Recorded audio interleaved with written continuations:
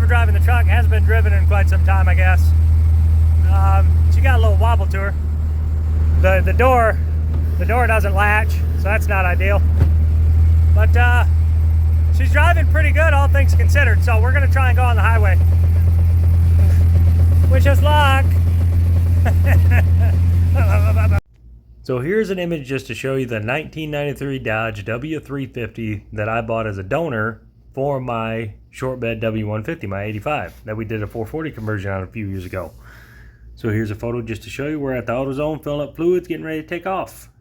The next photo is our first stop, which was not ideal. It was in the middle of a downtown intersection, very busy intersection, where the truck just decided to die at a red light. Just blah. And then I sat there going,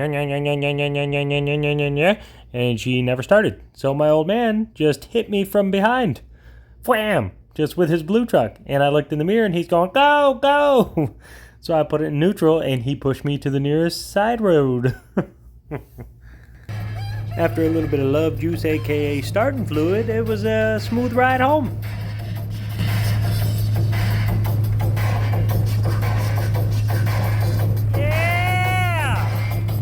So this is why the 93 was a donor in the first place, because I guess the frame wasn't salvageable, but you know, that's a matter of opinion.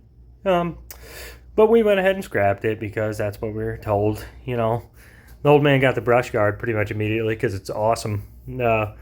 This was after week 1, the next Saturday. I came down at 8 in the morning and left at 1 in the morning the next day. But we got her all torn down to nothing. And then in 28 minutes, we had it loaded up on a trailer the next day on Sunday, and she went to the scrapyard with somebody else. This is my 1985 Dodge W150 that we did a big block 440 conversion on a few years ago, you might have seen. This is the second 440 to be in this truck. My big 440 is going into Dakota later on. This is my old man's 83 W150 that he has done a 12-valve Cummins conversion on. Been in for the last few years. Now what we're fixing to work on and do is I'm transferring over to the diesel side. So I've had enough of the 8 miles to the gallon and the weak drive line, not the MP435, the 4-speed, but the transfer case and then the axles and whatnot. So I've had enough of that weakness in 8 miles to the gallon. So we're going to switch over to the diesel side. So stay tuned.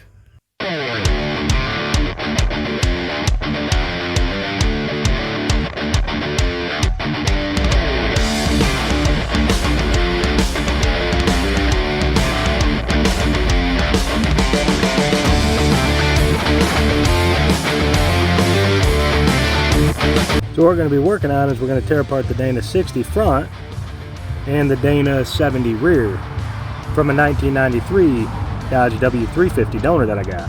157,000 original rolling miles.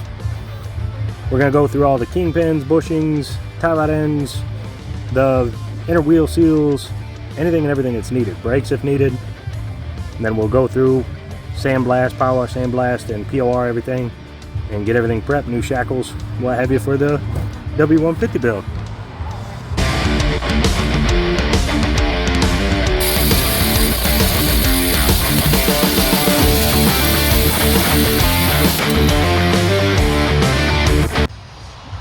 Thank God I had my safety squints on.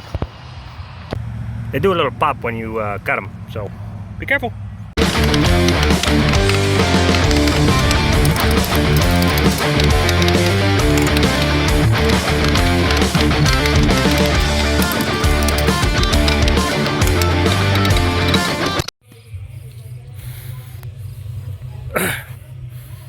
Just a little bit of rust removal.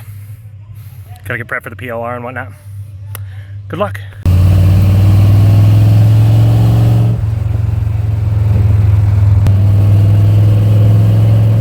Take a little break in the middle of our axle teardown to run to my sister's new property and try and rip a giant barn down.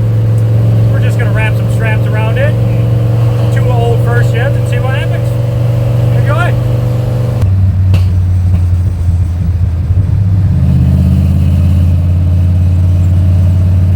Smoke it!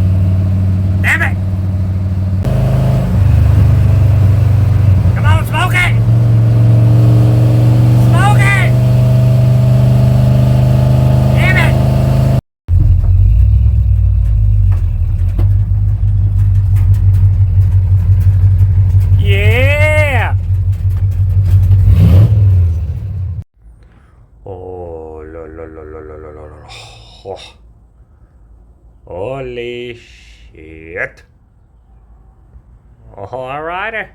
Let's get it.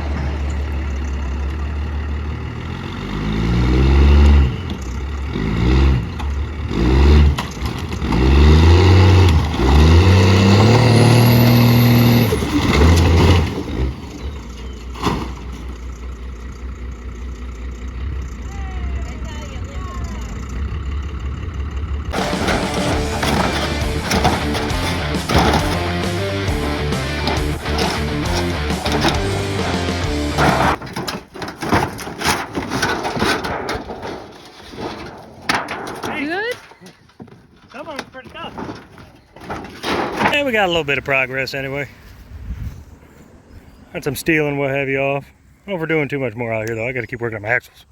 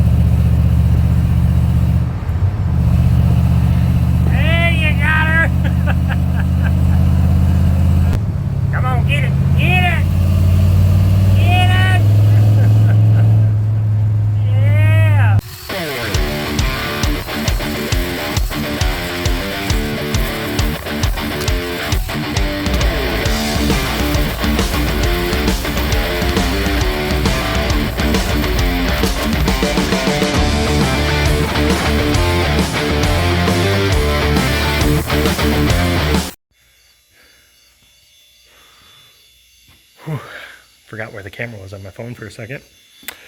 End of the night, I'm just going to show you what we ended up with. Alright, obviously all the wheels. Got the springs off. Cut the U-bolts in the back. Kept the U-bolts in the front. All the brackets, bolts, nuts, brake lines, everything together. U-joint in the front axle with the axle shaft, and then the axle shaft from the back axle.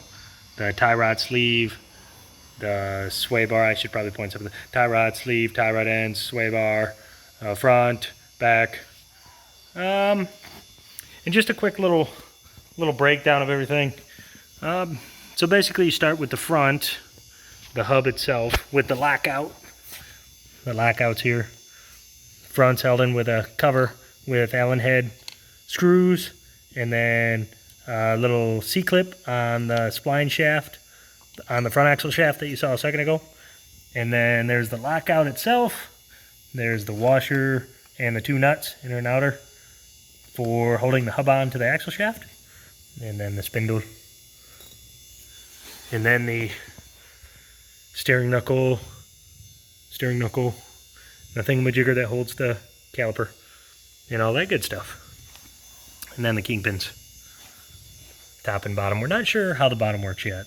Haven't seen one that looks like that, with the oblong door deal. But haven't worked on a dually either. So here we are. Yeah, busted all that loose. And then get an idea on what we're working on in the back. Busted all that loose, got the special axle nut. Got the axle nut with a nylon lock ring on it. Just a lock ring. No tabs or anything like that. And then the inner and outer bearings, races, wheel seal. Then we're going to do the shoes and all that good stuff. That's basically where we are tonight. There's the lockout with the Allen heads. Lockout, a little clip around the hub, the C-clip, the lockout itself, and then the two nuts, washer, caliper held on with the Allen head right there, and then the wedge, and knock the wedge out with a punch from this side, and then the bottom of the caliper kicks out, and then you can take the caliper off. That little rib up there holds it in the top, and take the caliper off. And then the hub pulls off like you saw over there. So yeah, then you can take off the bracket that holds that, and then you can take off the steering knuckle and the kingpins. That's pretty much it. That's where we're gonna leave for tonight. I'll let you know once we start rebuilding stuff. Wish us luck.